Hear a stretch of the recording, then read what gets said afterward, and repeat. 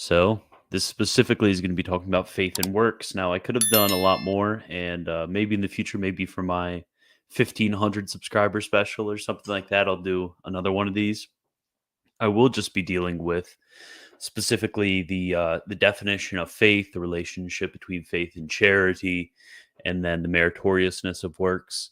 I'm not going to get into the formal cause of justification, although I will mention it.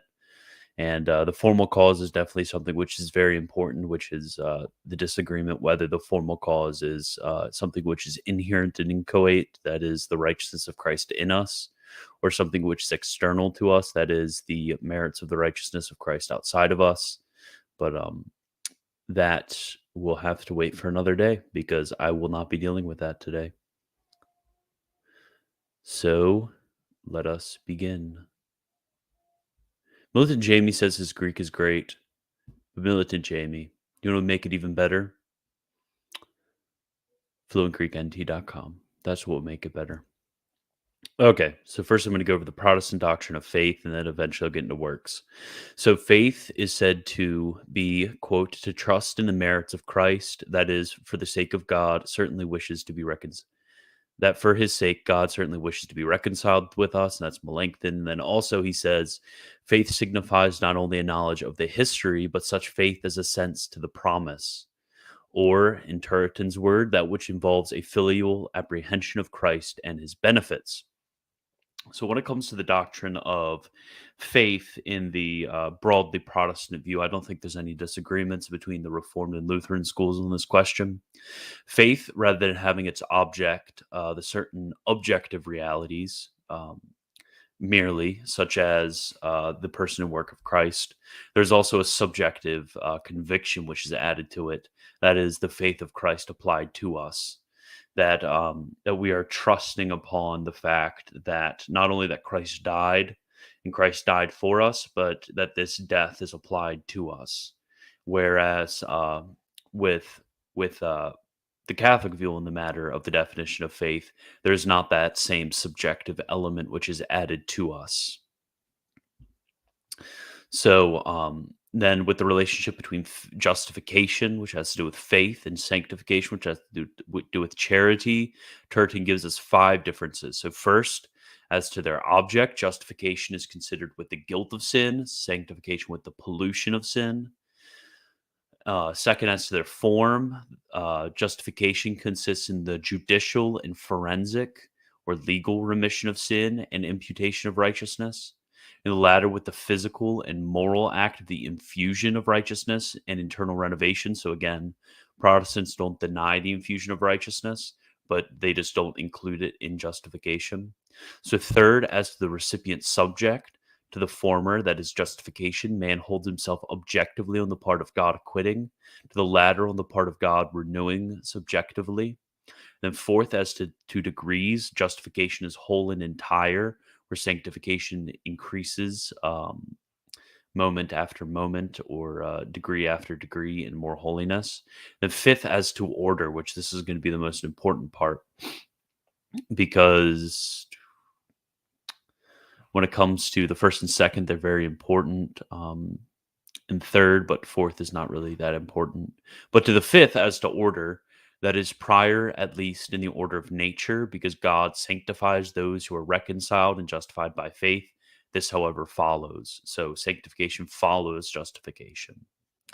So he further writes, the first and principal fruit of faith. That charity is the first and principal fruit of faith.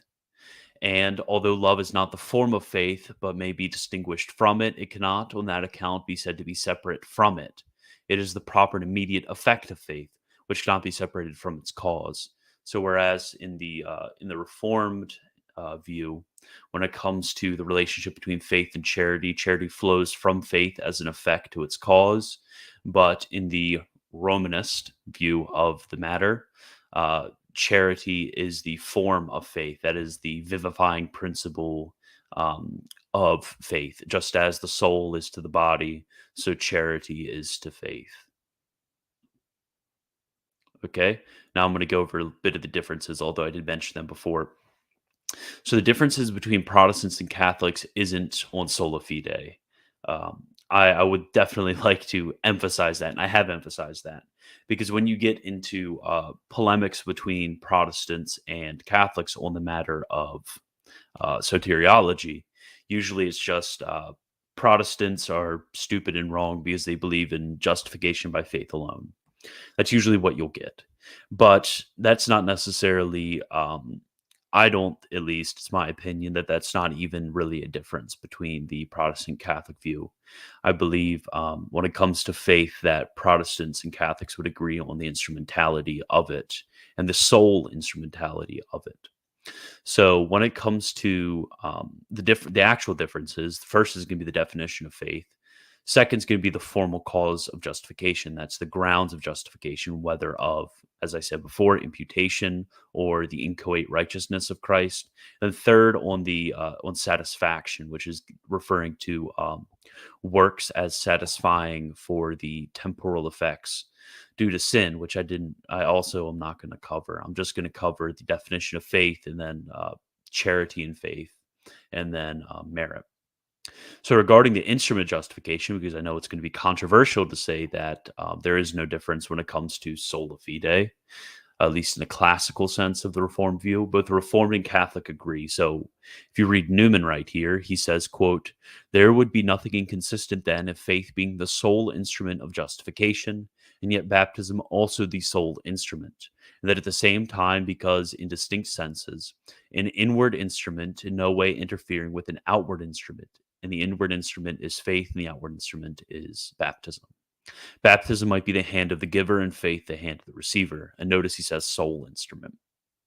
And then Turretin basically says the same thing. He says, quote, "Although the sacraments are external means applying grace and justification, this does not hinder faith from being called the internal instrument and means on the part of man for receiving this benefit." So now the first error is going to be the equivocal use of the term faith. Okay. So faith is not taken in a subjective sense, rather it's taken in an objective sense, the conviction of the articles of faith. So under a Protestant view of faith, included under the belief in the person and work of Christ, is also a belief and firm conviction in the application of the person and work of Christ, well, actually the effect of the person and work of Christ on you. So, in a Catholic view, it's the conviction of the articles of faith, the objective reality of the person and work of Christ as revealed by God, not necessarily as applied to us. And then Hebrews 11:1 says, "Now faith is the substance of things hoped for, the evidence of things not seen." But faith in the subjective sense would be liable to deceit and mere conjecture. And a good example is that in the matter of faith, that Christ justifies those who have faith in him, not necessarily the conjecture that I have true faith and am therefore justified by him. Such a thing cannot be known. So the fact that Christ justifies the ungodly, that is an objective fact, that is an article of faith. But the fact that I am one of those ungodly ones that am justified, that is not an object of faith, but is an object of mere conjecture, and therefore cannot be an article of faith. Okay, and I hope that was actually clear. So this places too heavy a burden than is given in sacred scripture, in not presuming upon infallible conviction of the subjective application. God and his promises are not doubted, but rather we are doubted. Because a Lutheran might object, and Lutherans often object. This is a much stronger stream within Lutheran thought. Lutherans often would object that by our denial of the subjective application being part of faith, that we are mistrusting or doubting God. But this is not so, because we're not really doubting God, but we are actually doubting ourselves in this, is that we know that we cannot have an infallible conviction of the fact that we have a right and proper faith, and that we rightly receive the gifts of justification.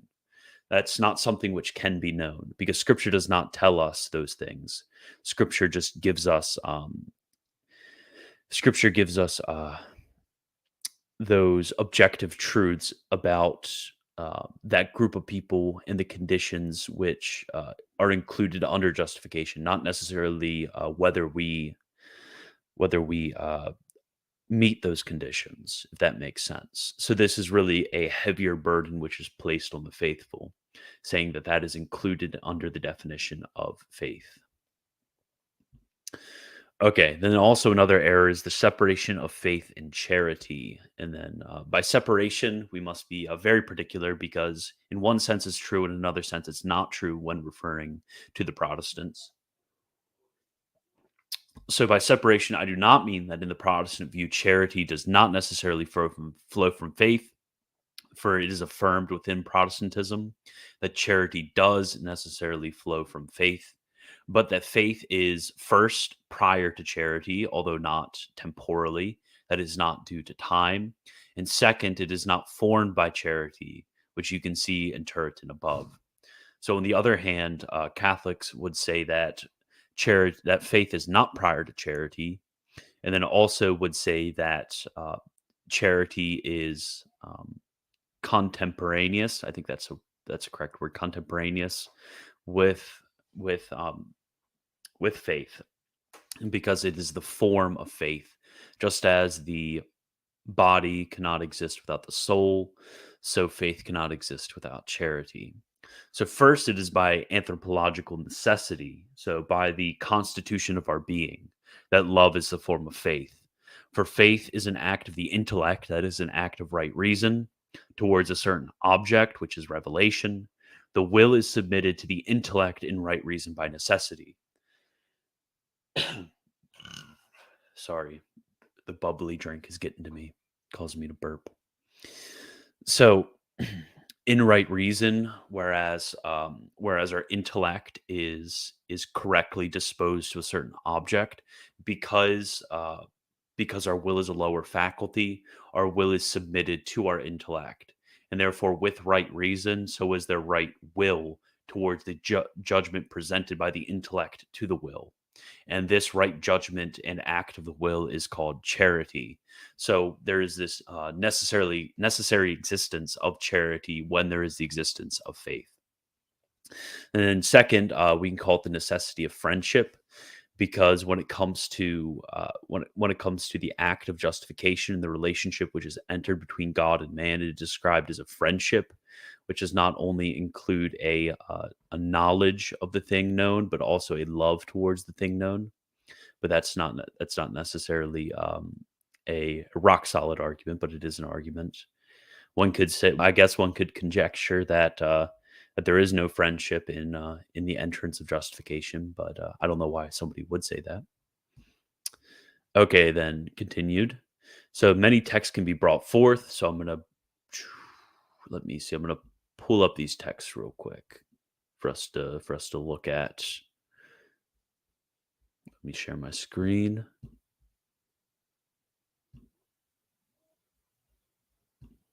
Okay.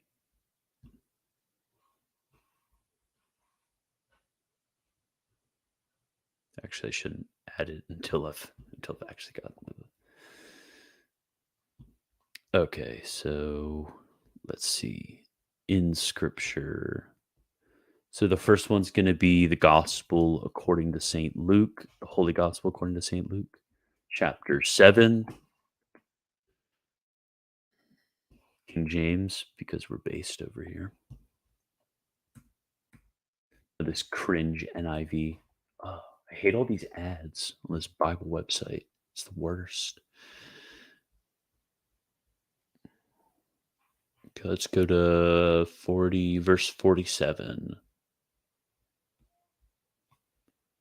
And then I'll share my screen. There you go. So this is referring to the woman which entered and washed the feet of Jesus with her tears. So starting verse 7, wherefore I say unto thee, her sins which are many are forgiven, for she loved much, but to whom little is forgiven, the same loveth little. And he said to her, thy sins are forgiven. And they that sat at meat with him began to say within themselves, who is that forgiveth sins also? And he said to the woman, thy faith has saved thee, go in peace. So again, faith down here in verse 50, thy faith has saved thee, is connected up here with verse 47. Her sins, which are many, are forgiven, for she loved much. And then let's go to the second one, which is going to be First Peter 4:8. And I'm also going to give you the Protestant interpretation of these verses. And then I think, here we go. And above all things, wait, actually, let's just put the whole chapter. We don't read verses out of context.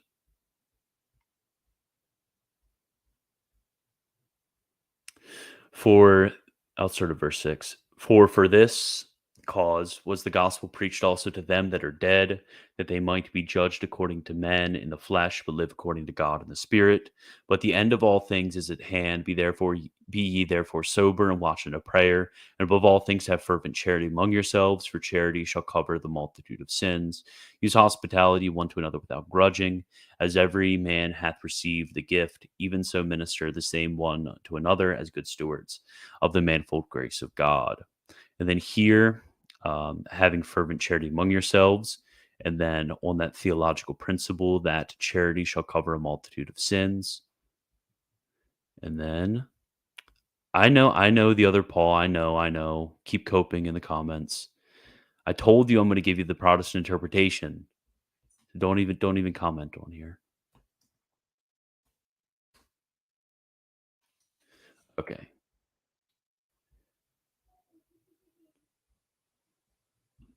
I know the other Paul.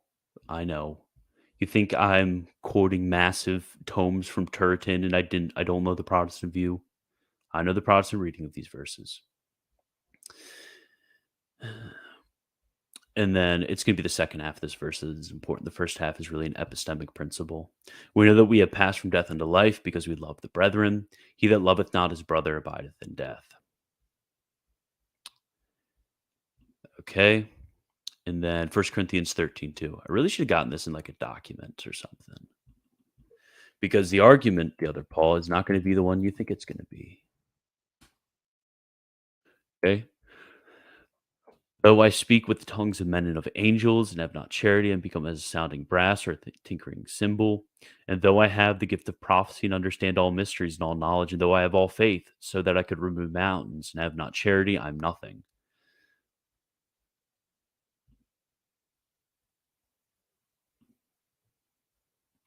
Okay, so first, we must note the Reformed reading of these texts. So the Reformed reading is going to be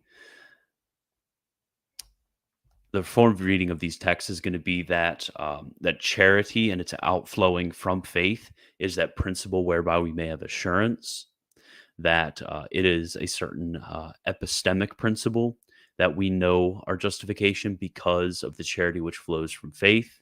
That is going to be the Reformed reading of these verses, but I don't think this works. Although, yeah, I forgot my second point. We may admit a certain validity, like I said in the one on First John, that that may be consonant with the text. But what I'm really trying to get, oh, somebody, oh, I forgot, I have super chats. Oh, thanks, Bonaventure. Yeah, send those super chats, baby. Okay, so yes, Bonaventure, you distracted me. What am I trying to think? Oh, yeah. So the reason why I think it's not consonant with those texts is because of the principle which is outlaid in them that the one without charity, even with faith, is dead, and the fact that the spiritual life without charity is dead. Because if the spiritual life is dead without charity, or the one is not in God without charity, then you cannot have this. Whereas then you cannot have this preceding existence of faith, even logically prior to charity. Because if it's logically prior, then that would be a dead faith, since the spiritual life is only vivified and alive in charity, as was laid out in these verses.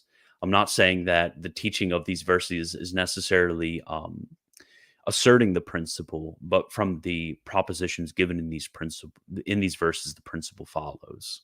So that was my point. The other Paul, stop coping. No cope.